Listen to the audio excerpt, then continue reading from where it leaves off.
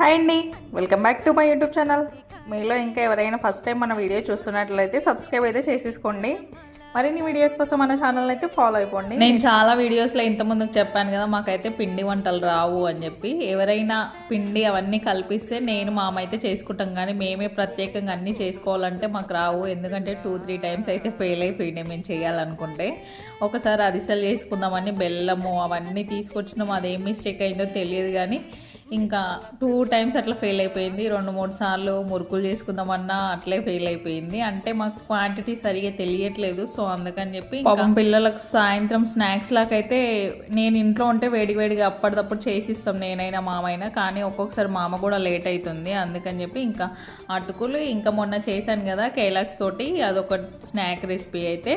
ఇంకా ఈ రెండు అయితే చాలా సింపుల్గా అయిపోతాయి, తొందరగా అయిపోతాయి, వంటరానులో కూడా చాలా ఈజీగా చేసేయచ్చు. అందుకని ఇంక ఇవైతే చేసి